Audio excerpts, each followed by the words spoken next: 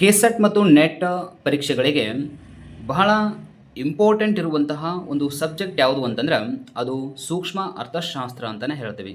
ಸೂಕ್ಷ್ಮ ಅರ್ಥಶಾಸ್ತ್ರದಲ್ಲಿ ಬರುವಂತಹ ಎಲ್ಲ ಕಾನ್ಸೆಪ್ಟ್ಗಳು ಮುಂದಿನ ಎಲ್ಲ ಸಬ್ಜೆಕ್ಟ್ಗಳ ಅಧ್ಯಯನಕ್ಕೆ ಬಹಳ ಸಹಕಾರಿಯಾಗಿದೆ. ಅಂತಂದರೆ ಅದು ಸಮಗ್ರ ಅರ್ಥಶಾಸ್ತ್ರ ಆಗಿರ್ಬೋದು, ಏನು ಬೆಳವಣಿಗೆ ಅರ್ಥಶಾಸ್ತ್ರ ಆಗಿರ್ಬೋದು, ಅಥವಾ ಅಂತಾರಾಷ್ಟ್ರೀಯ ಅರ್ಥಶಾಸ್ತ್ರ ಆಗಿರ್ಬೋದು, ಅಥವಾ ಸಾರ್ವಜನಿಕ ಅರ್ಥಶಾಸ್ತ್ರ ಆಗಿರ್ಬೋದು. ಹೀಗೆ ಏನು ಬೇರೆ ಬೇರೆ ಎಕನಾಮಿಕ್ಸ್ ರಿಲೇಟೆಡ್ ಏನು ಸಬ್ಜೆಕ್ಟ್ಗಳಿದಾವಲ್ಲ ಅವುಗಳನ್ನು ಅರ್ಥ ಮಾಡ್ಕೊಳ್ಳಿಕ್ಕೆ ನಮಗೆ ಬೇಸ್ ಸಿಗೋದೇ ಎಲ್ಲಿಂದ ಅಂತಂದರೆ ಸೂಕ್ಷ್ಮ ಅರ್ಥಶಾಸ್ತ್ರದಿಂದ. ಸೂಕ್ಷ್ಮ ಅರ್ಥಶಾಸ್ತ್ರವನ್ನು ಯಾರು ಸರಿಯಾಗಿ ಅರ್ಥ ಮಾಡ್ಕೊಂಡಿರ್ತಾರೆ ಆಲ್ಮೋಸ್ಟ್ ಅವರಿಗೆ ಎಕನಾಮಿಕ್ಸ್ ಬಹಳ ಈಸಿನೇ ಅನಿಸುತ್ತೆ. ಯಾಕಂದರೆ ಇಲ್ಲಿ ಇರೋ ಮೇನ್ ಪಾಯಿಂಟ್ ಏನು ಅಂತಂದರೆ ಡೈಗ್ರಾಮೆಟಿಕಲ್ ಪ್ರೆಸೆಂಟೇಷನ್ ಇದೆ. ಡೈಗ್ರಾಮೆಟಿಕಲ್ ಪ್ರೆಸೆಂಟೇಷನ್ ಅಂತಂದರೆ ಜಸ್ಟ್ ಥಿಂಕ್ ಮಾಡಿ, ಡೈಗ್ರಾಮ್ಸನ್ನು ಯೂಸ್ ಮಾಡ್ದೇ ಸೂಕ್ಷ್ಮ ಅರ್ಥಶಾಸ್ತ್ರದ ವಿಷಯ ವಸ್ತುವನ್ನು ಅರ್ಥ ಮಾಡ್ಕೊಳ್ಳಿಕ್ಕೆ ಸಾಧ್ಯನೇ ಇಲ್ಲ. ಯಾಕಂತಂದ್ರೆ ಈ ಡೈಗ್ರಾಮ್ಸನ್ನು ಅಥವಾ ಈ ಒಂದು ರೇಖಾಚಿತ್ರಗಳನ್ನು ನಾವು ಮ್ಯಾಥಮೆಟಿಕ್ಸಿಂದ ಪಡ್ಕೊಂಡಿವಿ. ಅಂದರೆ ಮ್ಯಾಥಮೆಟಿಕ್ಸಲ್ಲಿ ಫಂಕ್ಷನ್ಸ್ ಅಂತ ಬರುತ್ತೆ, ಕಾನ್ಸೆಪ್ಟ್ ಬರುತ್ತೆ, ಸೊ ಅಲ್ಲಿ ರಿಲೇಷನ್ಶಿಪ್ ಅಂತ ಬರುತ್ತೆ. ಸೊ ಆ ಒಂದು ಡೈಗ್ರಾಮ್ಸ್ಗಳನ್ನು ನಾವು ಏನು ಮಾಡಿವಿ ಅಂತಂದ್ರೆ ಎಕನಾಮಿಕ್ಸಲ್ಲಿ ಯೂಸ್ ಮಾಡೋ ಮೂಲಕ ಆರ್ಥಿಕ ಸಿದ್ಧಾಂತಗಳ ವಿಷಯಗಳನ್ನು ಅಥವಾ ವೇರಿಯೇಬಲ್ಸ್ ಅಂತ ಬರ್ತವೆ, ಅಂದರೆ ಚಲಕಗಳ ನಡುವಿನ ಸಂಬಂಧವನ್ನು ಅರ್ಥ ಮಾಡ್ಕೊಳ್ಳಿಕ್ಕೆ ನಾವು ಬಳಸ್ತೀವಿ. ಈ ಕಾರಣದಿಂದ ಕೆಸೆಟ್ ಮತ್ತು ನೆಟ್ ಪರೀಕ್ಷೆಗಳಲ್ಲಿ ಕ್ವಶನ್ಸು ಡಿಫಿಕಲ್ಟ್ ಅಂತಂದರೆ ಅದು ಸೂಕ್ಷ್ಮ ಅರ್ಥಶಾಸ್ತ್ರಕ್ಕೆ ಸಂಬಂಧಪಟ್ಟಿರುತ್ತವೆ ಅನ್ನೋದರಲ್ಲಿ ಯಾವುದೇ ಸಮಸ್ಯೆ ಇಲ್ಲ. ಯಾಕಂತಂದ್ರೆ ಹೆಚ್ಚಾಗಿ ಸೂಕ್ಷ್ಮ ಅರ್ಥಶಾಸ್ತ್ರದಲ್ಲಿ ಈ ಡೈಗ್ರಾಮೆಟಿಕಲ್ ಪ್ರೆಸೆಂಟೇಷನ್ ಅಥವಾ ಆ ರೇಖೆಗಳ ಆಕಾರ ಆಗಿರ್ಬೋದು, ಆ ರೇಖೆಗಳ ಒಂದು ಏನು ವಿಷಯ ಹೇಳಿಕೊಡುತ್ತೆ ಅನ್ನೋದಾಗಿರ್ಬೋದು, ಇಂತಹ ಸಂಬಂಧಪಟ್ಟ ಅಥವಾ ಇಂಥ ವಿಷಯಕ್ಕೆ ಸಂಬಂಧಪಟ್ಟಂಥ ಪ್ರಶ್ನೆಗಳನ್ನು ಕೇಳ್ತಾರೆ. ಇದು ನಮಗೆ ಬಹಳ ಜನಕ್ಕೆ ಅದು ಅರ್ಥ ಆಗೋದಿಲ್ಲ. ನಾವು ಹೆಂಗೆ ಓದಿರ್ತೀವಿ ಅಂತಂದರೆ ಥಿಯರಾಟಿಕಲಿ ಓದಿರ್ತೀವಿ, ಹೀಗೆ ಕೆಲವೊಂದು ಬೇಸಿಕ್ ಕಾನ್ಸೆಪ್ಟ್ಗಳನ್ನ ಓದ್ಕೊಂಡಿರ್ತೀವಿ. ಆ ಡೈಗ್ರಾಮದಲ್ಲಿ ಬರುವಂಥ ರೇಖೆ ಇದು ಮೇಲ್ಮುಖವಾಗಿ ಚಲಿಸಿದಾಗ ಏನಾಗುತ್ತೆ ಅಂತ ಕ್ವಶನ್ ಕೇಳಿಬಿಡ್ತಾರೆ, ಇದು ಕೆಳಮುಖವಾದಾಗ ಏನಾಗುತ್ತೆ ಅಂತ ಹಿಂಗೆ ಕ್ವಶನ್ ಕೇಳ್ತಾರೆ. ಆವಾಗ ನಮಗೆ ಈ ಸಬ್ಜೆಕ್ಟ್ ಏನಾಗೋದಿಲ್ಲ, ನಮಗೆ ಈ ಸಬ್ಜೆಕ್ಟಲ್ಲಿ ಬರುವಂಥ ಪ್ರಶ್ನೆಗಳಿಗೆ ಆನ್ಸರ್ ಮಾಡಲಿಕ್ಕೆ ಸಾಧ್ಯ ಆಗೋದಿಲ್ಲ. ಹಾಗಾಗಿ ಈಗ ಫಸ್ಟಿಗೆ ಇಲ್ಲ ಹೇಳ್ತಾ ಇರೋದು ಏನು ಅಂತಂದರೆ ಸೂಕ್ಷ್ಮ ಅರ್ಥಶಾಸ್ತ್ರವನ್ನು ಅರ್ಥ ಮಾಡ್ಕೊಳ್ಬೇಕಾಯ್ತಂದ್ರೆ ನಾವು ಏನೇನು ಕನ್ಸಿಡರ್ ಮಾಡಿರಬೇಕು ಅನ್ನೋದರಲ್ಲಿ ಕೆಲವೊಂದು ಪಾಯಿಂಟ್ಸನ್ನು ಹೈಲೈಟ್ ಮಾಡಿದ್ದೆ ನಾನು. ಅದಾದಮೇಲೆ ಸಿಲೆಬಸ್ ನೋಡೋಣ. ಸೊ ಅದಕ್ಕೆ ಸಂಬಂಧಪಟ್ಟಂಗೆ ನಾವು ಏನು ತಿಳ್ಕೊಳ್ಬೇಕಾಗಿದೆ ಅನ್ನೋದನ್ನು ಆಮೇಲೆ ನೋಡೋಣ. ಯಾಕಂದರೆ ನಾವು ಏನೇ ಮಾಡಬೇಕಾದ್ರೂ ಕೂಡ ಮೊದಲಿಗೆ ಒಂದು ಬೇಸ್ ಅಂತ ಇರುತ್ತೆ, ಆ ಬೇಸ್ ನಮಗೆ ಅರ್ಥ ಆಗಿರಬೇಕು. ಆ ಒಂದು ಕಾನ್ಸೆಪ್ಟನ್ನು ಅಥವಾ ಆ ಒಂದು ಸಬ್ಜೆಕ್ಟನ್ನು ತಿಳ್ಕೊಳ್ಳಿಕ್ಕೆ ನಮಗೆ ಒಂದು ಮೆಥಡ್ ಅಂತ ಗೊತ್ತಾಗಬೇಕಾಗತ್ತೆ. ಅಂದಾಗ ಮಾತ್ರ ಆ ಸಬ್ಜೆಕ್ಟ್ ಅರ್ಥ ಆಗುತ್ತೆ. ನಾವು ಎಲ್ಲ ಸಬ್ಜೆಕ್ಟ್ಗಳನ್ನ ಒಂದೇ ಮೆಥಡಲ್ಲಿ ಅರ್ಥ ಮಾಡ್ಕೊಳ್ಳಿಕ್ಕಾಗಂಗಿಲ್ಲ. ಕನ್ನಡ ಸಬ್ಜೆಕ್ಟನ್ನು ಓದುವಂಥ ಮೆಥಡ್ ಬೇರೆ ಇರುತ್ತೆ, ಇಂಗ್ಲೀಷ್ ಸಬ್ಜೆಕ್ಟನ್ನು ಓದುವಂಥ ಮೆಥಡ್ ಬೇರೆ ಆಗಿರುತ್ತೆ, ಹಿಸ್ಟ್ರಿ ಬೇರೆ ಆಗಿರುತ್ತೆ, ಸೋಷಿಯಾಲಜಿ ಆಗಿರಲಿ ಅಥವಾ ಬೇರೆ ಬೇರೆ ಸಬ್ಜೆಕ್ಟ್. ಹಾಗೆಯೇ ಎಕನಾಮಿಕ್ಸನ್ನು ಓದುವಂತಹ ಮೆಥಡ್ ಕೂಡ ಬೇರೆಯೇ ಆಗಿದೆ. ಇಲ್ಲಿರುವಂಥ ವಿಷಯ ವಸ್ತುಗಳನ್ನು ಸರಿಯಾಗಿ ನಾವು ನೋಡ್ಕೊಳ್ಳೋದು ವೆರಿ ಇಂಪಾರ್ಟೆಂಟ್. ಹಾಗಾಗಿ ಇದಕ್ಕೆ ನಾವು ಬೆಲೆ ಸಿದ್ಧಾಂತ ಅಂತ ಕರಿತೀವಿ. ಅಂದರೆ ಸೂಕ್ಷ್ಮ ಅರ್ಥಶಾಸ್ತ್ರಕ್ಕೆ ನಾವು ಹೆಸರೇನು ಕೊಡ್ತೀವಿ ಅಂದ್ರೆ ಬೆಲೆ ಸಿದ್ಧಾಂತ ಅಂತ. ಹಾಗಾಗಿ ಸೂಕ್ಷ್ಮ ಅರ್ಥಶಾಸ್ತ್ರದಲ್ಲಿ ಬರುವಂತಹ ಇಂಪಾರ್ಟೆಂಟ್ ಫೋಕಸಸ್ ಏರಿಯಾ ಅಂದರೆ ಯಾವುದ್ರ ಮೇಲೆ ಅದೊಂದು ಏನು ಸ್ಟ್ರಾಟಜಿ ಅಂತಂದರೆ ಒಂದು ತಂತ್ರ ಏನಿದೆ, ಒಂದು ಟೆಕ್ನಿಕ್ ಏನು ಯೂಸ್ ಮಾಡಬೇಕು ಅನ್ನೋದರಲ್ಲಿ ಫಸ್ಟಿಗೆ ನಾವು ನೋಡ್ಕೊಳ್ಬೇಕು ಡೈಗ್ರಾಮ್ಸ್, ಪ್ರತಿಯೊಂದು ಕಾನ್ಸೆಪ್ಟ್. ಓಕೆನಾ? ಸೂಕ್ಷ್ಮ ಅರ್ಥಶಾಸ್ತ್ರದಲ್ಲಿ ಬರುವಂತಹ ಪ್ರತಿಯೊಂದು ಕಾನ್ಸೆಪ್ಟಕ್ಕೆ ಒಂದು ಡೈಗ್ರಾಮ್ ಅಂತ ಇದ್ದೇ ಇರುತ್ತೆ. ಅದು ಎಷ್ಟೇ ಸೂಕ್ಷ್ಮವಾಗಿರುವಂತಹ ಅಥವಾ ಸಣ್ಣ ಕಾನ್ಸೆಪ್ಟ್ ಆಗಿದ್ರೂ ಕೂಡ ಅದಕ್ಕೆ ಒಂದು ಡೈಗ್ರಾಮ್ ಅಂತ ಇದ್ದೇ ಇರುತ್ತೆ, ಸ್ಪೆಷಲಿ ಸೂಕ್ಷ್ಮ ಅರ್ಥಶಾಸ್ತ್ರದಲ್ಲಿ.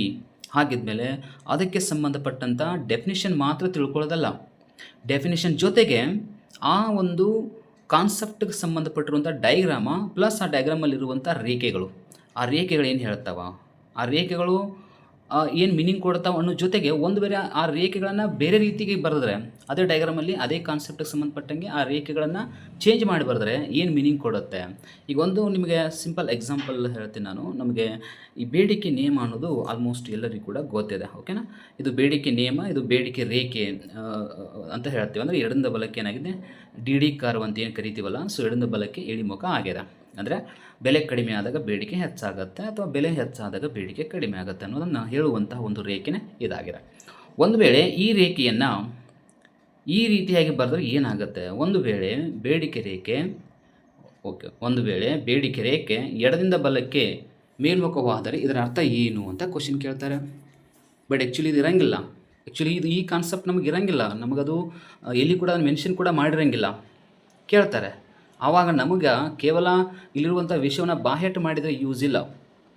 ಇದು ಟೆಕ್ನಿಕ್ ಅರ್ಥ ಆಗಬೇಕು. ಇಟ್ ಮೀನ್ಸ್ ಏನು, ಎಡದಿಂದ ಬಲಕ್ಕೆ ಇಳಿಮುಖ ಆದರೆ ಇದರ ಅರ್ಥ ಏನು, ಬೆಲೆ ಕಡಿಮೆ ಆದಾಗ ಬೇಡಿಕೆ ಹೆಚ್ಚಾಗುತ್ತೆ, ಅಥವಾ ಬೆಲೆ ಹೆಚ್ಚಾದಾಗ ಬೇಡಿಕೆ ಕಡಿಮೆ ಆಗುತ್ತೆ ಅನ್ನೋದು ಎಡದಿಂದ ಬಲಕ್ಕೆ ಇಳಿಮುಖವಾಗಿರುವಂತಹ ಬೇಡಿಕೆ ರೇಖೆ ಹೇಳಿಕೊಡ್ತಾ ಇದೆ. ಒಂದು ವೇಳೆ ಬೇಡಿಕೆ ರೇಖೆ ಎಡದಿಂದ ಬಲಕ್ಕೆ ಮೇಲ್ಮುಖವಾಗಿದ್ದರೆ ಇದರ ಅರ್ಥ ಏನು ಅಂತಂದರೆ, ಎಸ್, ಬೆಲೆ ಹೆಚ್ಚಳವಾದಾಗ ಬೇಡಿಕೆಯು ಕೂಡ ಏನಾಗುತ್ತೆ, ಹೆಚ್ಚಾಗುತ್ತೆ ಅಂತ ಅರ್ಥ.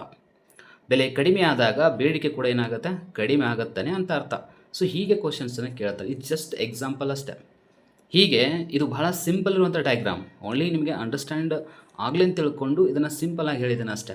ಸೊ ಇದು ಮಾತ್ರ ಜಸ್ಟ್ ಇದು ಅರ್ಥ ಮಾಡ್ಕೊಳ್ಳೋದು ಹೆಂಗಿರುತ್ತೆ ಅಂತ ಹೇಳಿಕೊಂಡಿರೋದು. ಬಟ್ ಎಕನಾಮಿಕ್ಸ್, ಸೂಕ್ಷ್ಮ ಅರ್ಥಶಾಸ್ತ್ರದಲ್ಲಿ ಇದಕ್ಕಿಂತ ಬಹಳ ಡಿಫಿಕಲ್ಟ್ ಇರುವಂತಹ ಡಯಾಗ್ರಾಮ್ಸ್ ಬರ್ತಾವೆ, ರೇಖೆಗಳು ಬರ್ತಾವೆ. ಅವುಗಳನ್ನು ಹೇಗೆ ನಾವು ಅರ್ಥ ಮಾಡ್ಕೊಳ್ಳುತ್ತೆ ಅನ್ನೋದು ವೆರಿ ಇಂಪಾರ್ಟೆಂಟ. ಮತ್ತು ಈ OX ಮತ್ತು OY ಅಕ್ಷಕ್ಕೆ ಸಂಬಂಧಪಟ್ಟಂತೆ ಹೇಗೆ ಇಲ್ಲಿ ಏನೇನು ಮೆನ್ಷನ್ ಮಾಡ್ತಾರೆ, ಈ ಕಡೆ ಏನು ಮೆನ್ಷನ್ ಮಾಡ್ತಾರೆ, ಆಯಾ ಕಾನ್ಸೆಪ್ಟ್ಗೆ ಸಂಬಂಧಪಟ್ಟಂಗೆ ಬೇರೆ ಬೇರೆ ರೀತಿಯಲ್ಲಿ ಏನು ಮಾಡ್ತಾರೆ, ಇಲ್ಲಿ ಬೇರೆ ಬೇರೆ ಚಲಕಗಳನ್ನ ಮೆನ್ಷನ್ ಮಾಡ್ತಾರೆ. ಒಂದೇ ರೀತಿಯಾದ ಚಲಕಗಳನ್ನ ಮೆನ್ಷನ್ ಮಾಡೋದಿಲ್ಲ. ಇದೆಲ್ಲ ಗೊತ್ತಿರಬೇಕು, ಯಾಕಂದರೆ ಇದು ಬಹಳ ನಿಮಗೆ ಸಬ್ಜೆಕ್ಟ್ ಇನ್ ಡೆಪ್ತಾಗಿ ಅರ್ಥ ಆಗಿತ್ತು ಅಂತಂದ್ರೆ ಅಂತಹ ಸಂದರ್ಭದಲ್ಲಿ ಮಾತ್ರ ಇವೆಲ್ಲ ನಿಮಗೆ ಗೊತ್ತಾಗ್ತವೆ. ಓನ್ಲಿ ನಾವು ಮೇಲ್ನೋಟಕ್ಕೆ ಮಾತ್ರ ಮೈಕ್ರೋ ಎಕನಾಮಿಕ್ಸನ್ನು ಸ್ಟಡಿ ಮಾಡಿದರೆ ಇದ್ರ ಬಗ್ಗೆ ಅಷ್ಟು ನಿಮಗೆ ಗ್ರಿಪ್ ಸಿಗಂಗಿಲ್ಲ. ಸೊ ಈ ರೀತಿಯಾಗಿ ಸಬ್ಜೆಕ್ಟನ್ನು ಡೆಪ್ತಾಗಿ ನೋಡ್ಕೊಳ್ಬೇಕಾಗತ್ತೆ. ಇದು ಜಸ್ಟ್ ಡಯಾಗ್ರಾಮ್ಸನ್ನು ಹೇಗೆ ನಾವು ಓದ್ಕೊಳ್ಬೇಕು ಅನ್ನೋದ್ರ ಬಗ್ಗೆ ಹೇಳಿರುವಂಥದ್ದು, ಜಸ್ಟ್ ನೋಡ್ಕೊಂಡ್ಬಿಡಿ. ಇನ್ನು ನೆಕ್ಸ್ಟ್ ಇರುವಂಥದ್ದು ನಿಮಗೆಲ್ಲ ಗೊತ್ತದ, ಡಿಮ್ಯಾಂಡ್ ಆ್ಯಂಡ್ ಸಪ್ಲೈ ಬಗ್ಗೆ ಕಂಪಲ್ಸರಿ ಕ್ವಶನ್ಸ್ ಇರ್ತವೆ. ಕಂಪಲ್ಸರಿ ಕ್ವಶನ್ ಕೇಳ್ತಾರೆ ಸೂಕ್ಷ್ಮ ಅರ್ಥಶಾಸ್ತ್ರಕ್ಕೆ ಸಂಬಂಧಪಟ್ಟಂಗೆ. ಸಪ್ಲೈ ಮತ್ತು ಡಿಮ್ಯಾಂಡ್ ಅಂದರೆ ಬೇಡಿಕೆ ನಿಯಮ ಮತ್ತು ಪೂರೈಕೆ ನಿಯಮ ಆಗಿರ್ಬೋದು, ಅವುಗಳ ಒಂದು ಮೀನಿಂಗ್ ಆಗಿರ್ಬೋದು, ಅವುಗಳ ಡಯಾಗ್ರಾಮ್ಸ್ ಆಗಿರ್ಬೋದು. ಆ ಡಯಾಗ್ರಾಮಲ್ಲಿ ಹೇಗೆ ಅವುಗಳ ಮೇಲೆ ಪ್ರಭಾವ ಬೀರುವ ಅಂಶಗಳು ಯಾವುವು, ಅವುಗಳಿಗೆ ಸಂಬಂಧಪಟ್ಟಂಗೆ ಕ್ವಶನ್ ಕೇಳ್ಬೋದು. ಅವುಗಳ ರೇಖೆಗಳ ಬಗ್ಗೆ ಕೇಳ್ಬೋದು. ಸೊ ಹೀಗೆಲ್ಲ ಹಲವಾರು ವಿಷಯಗಳ ಬಗ್ಗೆ ಇಲ್ಲಿ ಕೇಳ್ತಾರೆ. 100% ಇದ್ರ ಬಗ್ಗೆ ನೀವು ಸ್ವಲ್ಪ ಜಾಸ್ತಿನೇ ಓದ್ಕೊಳ್ಬೇಕು. ಯಾಕಂದ್ರೆ ಮೇನ್ ಡಿಮ್ಯಾಂಡ್ ಆ್ಯಂಡ್ ಸಪ್ಲೈ ಅನ್ನೋದು ಸ್ಟಾರ್ಟ್ ಆಗುತ್ತೆ ಸೂಕ್ಷ್ಮ ಅರ್ಥಶಾಸ್ತ್ರದಿಂದ.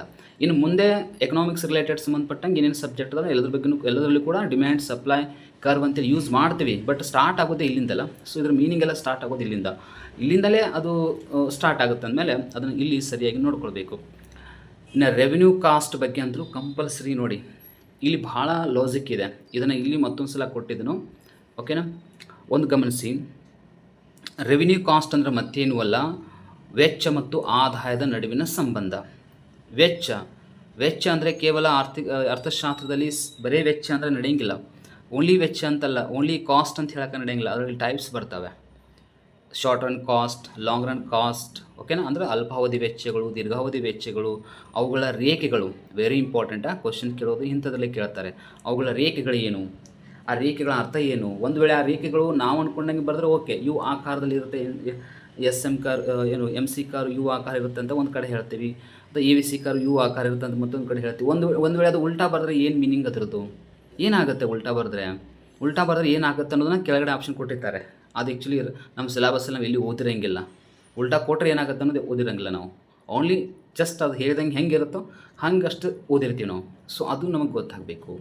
ಇನ್ನು ರೆವಿನ್ಯೂ ಅಂದರೆ ಆದಾಯ, ವರಮಾನ ಅಂತ ಕೂಡ ಕರಿತೀವಿ. ಇದರ ರೇಖೆಗಳು ಹೆಂಗಿರ್ತಾವ, ಇವುಗಳ ಟೈಪ್ಸ್ ಏನು, ಓಕೆನಾ. ಸೊ ಇಂಥದ್ರ ಬಗ್ಗೆ ಕ್ವಶನ್ಸ್ ಕೇಳ್ತಾರೆ. ಇಲ್ಲಿ ಕೆಲವೊಂದು ಮ್ಯಾಥಮೆಟಿಕಲ್ ಫಾರ್ಮುಲಾಗಳನ್ನ ಯೂಸ್ ಮಾಡ್ತೀವಿ. ಫಾರ್ ಎಕ್ಸಾಂಪಲ್ MR ಮತ್ತು MC ಅಂತ ಬರುತ್ತೆ ನೋಡಿ, marginal cost and marginal revenue ಅಂತ ನೋಡ್ತೀವಿ. ಸೊ ಅಲ್ಲಿ ಮ್ಯಾಥಮೆಟಿಕಲ್ ಫಾರ್ಮುಲಾಗಳನ್ನ ಯೂಸ್ ಮಾಡ್ತೀವಿ. ಸೊ ಅವುಗಳಿಗೆ ಸಂಬಂಧಪಟ್ಟಂಗೆ ಕ್ವಶನ್ ಕೇಳ್ತಾರೆ, ಓಕೆನಾ. ಸೊ ಈ ರೀತಿಯಾಗಿ ನಾವು ಏನು ಮಾಡಬೇಕಾಗತ್ತೆ, ಸಬ್ಜೆಕ್ಟನ್ನು ಇನ್ ಡೆಪ್ತಾಗಿ ಹೋಗಬೇಕಾಗತ್ತೆ. ಇನ್ನು ಐಸಕ್ ಪಾಯಿಂಟ್ಸ್ ಅಂದರೆ ಗೊತ್ತಿದೆ, ಸಮಸ್ಥಿತಿಯಲ್ಲಿರುವಂತಹ ರೇಖೆಗಳ ಒಂದು ರೇಖೆಗಳಿರುವಂಥದ್ದು, ಸಮಸ್ಥಿತಿಯನ್ನು ಹೇಳಿಕೊಡುವ ಅಥವಾ ಸಮ ಪ್ರಮಾಣದ ಉತ್ಪನ್ನವನ್ನು ಹೇಳಿಕೊಡುವಂಥ ರೇಖೆ, ಅದನ್ನು ಐಸಕ್ ಪಾಯಿಂಟ್ ಕರಿತೀವಿ, ಓಕೆನಾ. ಅದು ಯಾಕೆ ಹಂಗೆ ಹೇಳುತ್ತೆ, ಓಕೆನಾ. ಅಂದರೆ ಒಂದು ಆದಾನವನ್ನು ಹೆಚ್ಚು ಮಾಡಿ ಇನ್ನೊಂದು ಆದಾನವನ್ನು ಕಡಿಮೆ ಮಾಡಿದ್ರೆ ಸಿಗುವಂಥ ಉತ್ಪನ್ನ ಅಷ್ಟೇ ಇರುತ್ತಂತ ಹೇಳುತ್ತೆ. ಆ ರೇಖೆ ಆಕಾರ ಏನು, ಅದು ಮೀನಿಂಗ್ ಏನು ಹೇಳಿಕೊಡುತ್ತೆ. ಒಂದು ವೇಳೆ ಆ ರೇಖೆಯನ್ನು ಉಲ್ಟಾ ಬರೆದ್ರೆ ಏನು ಮೀನಿಂಗ್ ಹೇಳಿಕೊಡುತ್ತೆ. ಸೊ ಹೀಗೆ ಈ ಒಂದು ಸಮ ಉತ್ಪನ್ನ ರೇಖೆಗಳನ್ನ ಅರ್ಥ ಮಾಡ್ಕೊಳ್ಬೇಕಾಗತ್ತೆ. ಇನ್ನು ಪ್ರೊಡಕ್ಷನ್ ಕರ್ವ್ಸ್ ನೋಡಿ, ಕರ್ವ್ ಅಂದರೆ ರೇಖೆಗಳಿಗೆ ನಿಮ್ಗೆ ಇನ್ನೊಂದು ಸಲ ನಾನು ಹೇಳ್ಬೋದು. ಇಲ್ಲಿ ರೇಖೆಗಳು ಅಂತ ಬಂದರೆ ವೆಚ್ಚದ ರೇಖೆಗಳು, ಆದಾಯದ ರೇಖೆಗಳು, ಉತ್ಪಾದನೆಯ ರೇಖೆಗಳು ಅಥವಾ ಉತ್ಪನ್ನಗಳ ಟೈಪ್ ಬರುತ್ತೆ. Total product, marginal product, average product ಹೀಗೆಲ್ಲ ಬರ್ತದಲ್ಲ. ಸೊ ಅವುಗಳ ಒಂದು ರೇಖೆಗಳ ಬಗ್ಗೆ ಕ್ವಶನ್ ಕೇಳ್ತಿರ್ತಾರೆ. ಅವು ಯಾವ ಚಲಕಗಳ ನಡುವಿನ ಸಂಬಂಧವನ್ನು ಹೇಳಿಕೊಡ್ತಾ ಇದ್ದೋ ಅನ್ನೋದ್ರ ಬಗ್ಗೆ ಕ್ವಶನ್ ಕೇಳ್ತಿರ್ತಾರೆ, ಓಕೆನಾ. ಹಾಗಿದ್ಮೇಲೆ ಆಮೇಲೆ ಡಿಮ್ಯಾಂಡ್, ಇದಕ್ಕೆ ಸಂಬಂಧಪಟ್ಟ ರೇಖೆಗಳು, ಸಪ್ಲೈ ಬಗ್ಗೆ ರೇಖೆಗಳು ಇದ್ದೇ ಇರ್ತವೆ ಆಲ್ಮೋಸ್ಟ್.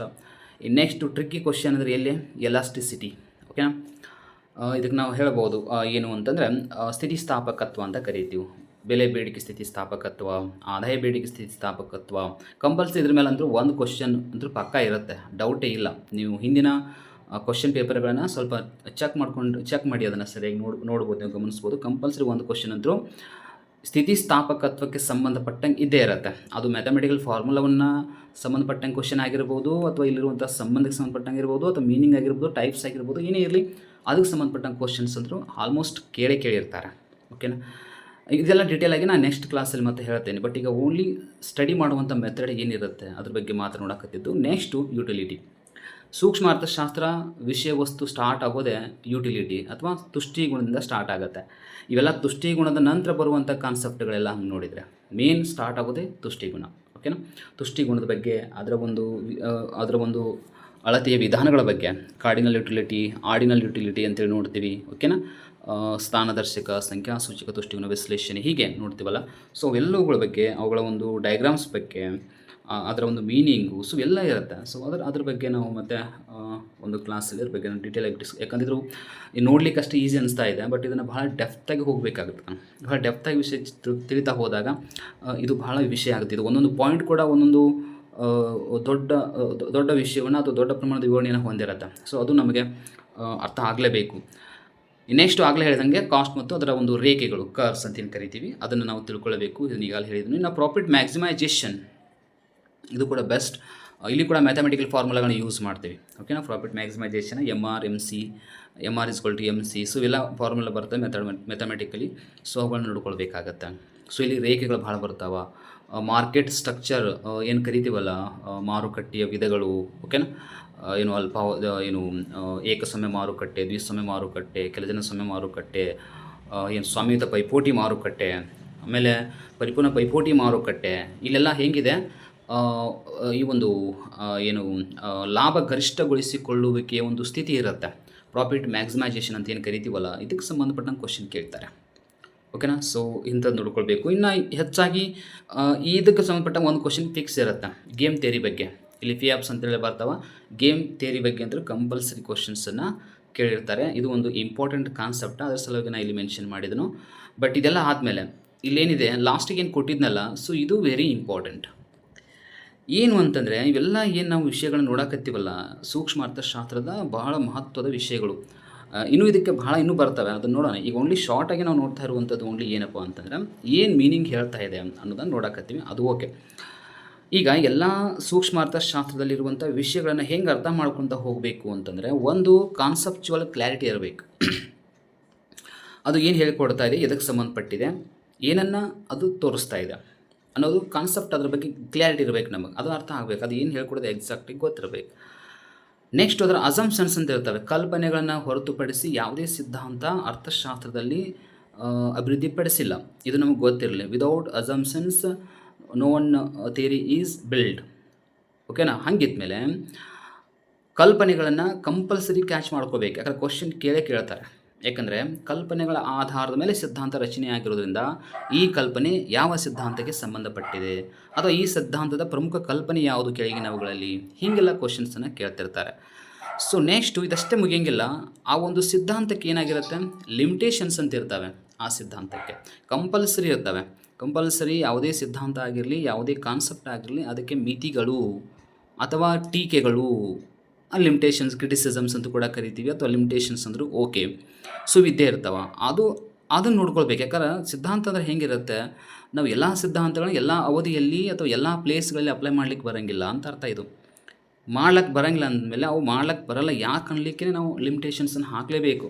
ಹಾಕಿದ್ರೆ ಇಲ್ಲಿ ಥಿಯರಾಟಿಕಲಿ ನಾವು ಬರೆಯುವಂಥದ್ದು ಇರೋಂಗಿಲ್ಲ, ಅಥವಾ ಡಿಸ್ಕ್ರಿಪ್ಟಿವ್ ಬರೆಯೋಕ್ಕೆ ಅವಕಾಶ ಇರೋಂಗಿಲ್ಲ ನಮ್ಮ ಎಕ್ಸಾಮ್ದಲ್ಲಿ, KCET ನೆಟ್ ಎಕ್ಸಾಮ್ದಲ್ಲಿ. ಆದರೆ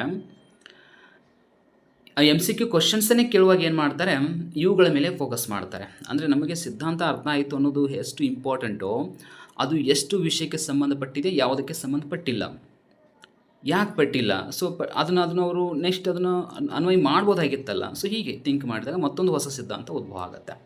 ಓಕೆನಾ. ಅದು ಮತ್ತೆ ಹೊಸ ಸಿದ್ಧಾಂತ. ಹೀಗೆ ಅರ್ಥಶಾಸ್ತ್ರದಲ್ಲಿ ಸ್ಟಾರ್ಟಿಂಗ್ ಇರುವಂಥದ್ದು ಒಂದೇ ಸಿದ್ಧಾಂತ, ಅದರ ಮೇಲೆ ಅದನ್ನು ಕ್ರಿಟಿಸಿಸಮ್ ಮಾಡ್ತಾ ಮಾಡ್ತಾ ಅದಕ್ಕೆ 10-15 ಸಿದ್ಧಾಂತಗಳು ಹುಟ್ಕೊಂಡಿದ್ದಾವ. ಅಂದರೆ 10-15 ಅರ್ಥಶಾಸ್ತ್ರಜ್ಞರು ಅದನ್ನು ಕ್ರಿಟಿಸಿಸಮ್ ಮಾಡಿದ್ದಾರೆ. ಹೀಗೆ ಸಿದ್ಧಾಂತಗಳು ಬರ್ತವೆ. ಸೊ ಅದೆಲ್ಲ ಭಾಳ ಡೀಟೇಲಾಗಿ ನೋಡೋಣ ಆಮೇಲೆ. ಇನ್ನು very important last real world applications. ನೋಡಿ ಇವೆಲ್ಲ ಸ್ಟಡಿ ಮಾಡ್ತಾ ಇರ್ತೀವಿ ನಾವು. ಬುಕ್ಕಿಸ್ಟ್ ಅಂದರೆ ಬುಕ್ಕನ್ನು ಏನಿದೆ ಅದನ್ನಷ್ಟೇ ಜೆರಾಕ್ಸ್ ಕಾಪಿ ಮೈಂಡಲ್ಲಿ ಹಾಕೊಡ್ತಾ ಇರ್ತೀವಿ, ಅದಷ್ಟೇ ತಿಳ್ಕೊಳ್ತಾ ಇರ್ತೀವಿ. ಬಟ್ ಅದನ್ನು ರಿಯಲ್ ವರ್ಲ್ಡ್ಗೆ ಅಪ್ಲಿಕೇಶನ್ ಅದು ಅಪ್ಲೈ ಮಾಡಿ ನೋಡೋಂಗಿಲ್ಲ. ನಿಜವಾಗ್ಲೂ ಬೇಡಿಕೆ ಮತ್ತು ಪೂರೈಕೆ ಒಂದು ಬೇಡಿಕೆ ನಿಯಮ ಅಂತ ಬಂದರೆ ಬೆಲೆ ಹೆಚ್ಚಾದಾಗ ಬೇಡಿಕೆ ಕಡಿಮೆ ಆಗುತ್ತೆ, ಬೆಲೆ ಕಡಿಮೆ ಆದಾಗ ಬೇಡಿಕೆ ಹೆಚ್ಚಾಗುತ್ತೆ ಅನ್ನೋದೊಂದು ಸಿದ್ಧಾಂತ ಅಥವಾ ನಿಯಮ.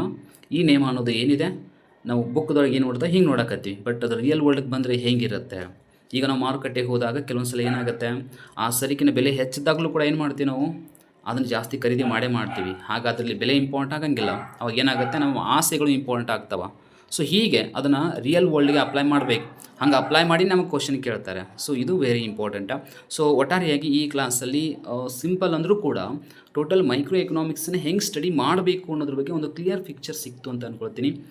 ಮತ್ತು ನೆಕ್ಸ್ಟ್ ಕ್ಲಾಸಸ್ಗಳಲ್ಲಿ ನಾವು ಅದ್ರ ಬಗ್ಗೆ ಡೀಟೇಲಾಗಿ ನೋಡೋಣ. ಸೊ ಹೇಗೆ ಒಂದೊಂದು ಕಾನ್ಸೆಪ್ಟನ್ನು ತೆಗೆದುಕೊಂಡು ಡಯಾಗ್ರಾಮ್ಸ್ ಅಂದರೆ ಏನು, ಅದನ್ನು ಹೇಗೆ ನೆನಪಿಟ್ಕೊಳ್ಳಿಕ್ಕೆ ಅವಕಾಶ ಇದೆ, ಹೆಂಗೆ ಸಾಧ್ಯ ಇದೆ ಮಾಡ್ಕೊಳ್ಳಿಕ್ಕೆ, ಹೆಂಗೆ ನೆನಪಿಟ್ಕೊಳ್ಬೋದು ಅನ್ನೋದ್ರ ಬಗ್ಗೆ ಕೆಲವೊಂದು ಚರ್ಚೆ ಮಾಡೋಣ. ಸೊ ಜೊತೆಗೆ ಬೇರೆ ಬೇರೆ ಕಾನ್ಸೆಪ್ಟ್ಗಳ ಬಗ್ಗೆ, ಇವಷ್ಟೇ ಕಾನ್ಸೆಪ್ಟ್ ಅಲ್ಲ, ಇದು ಬರೀ ಓನ್ಲಿ ಹೇಗೆ ಸ್ಟಡಿ ಮಾಡಬೇಕು ಅನ್ನೋದ್ರ ಬಗ್ಗೆ, ಇಡೀ ಮೈಕ್ರೋ ಎಕನಾಮಿಕ್ಸನ್ನು ಹೆಂಗೆ ಸ್ಟಡಿ ಮಾಡಬೇಕು ಅನ್ನೋದ್ರ ಬಗ್ಗೆ ಒಂದು ಕ್ಲಿಯರ್ ಪಿಕ್ಚರ್ ಅಷ್ಟೇ ಇದು. ಬಟ್ ಇದ್ರ ಬಗ್ಗೆ ಡೆಪ್ತಾಗಿ ಹೋಗಬೇಕಾಗಿದ್ದು ವೆರಿ ಇಂಪಾರ್ಟೆಂಟ್. ಸೊ ಅದನ್ನು ಮತ್ತೆ ನಾವು ನೆಕ್ಸ್ಟ್ ಯಾವುದಾದ್ರೂ ಒಂದು ಕ್ಲಾಸಲ್ಲಿ ಅದ್ರ ಬಗ್ಗೆ ನಾವು ಡೀಟೇಲಾಗಿ ಡಿಸ್ಕಷನ್ ಮಾಡ್ತೀವಿ.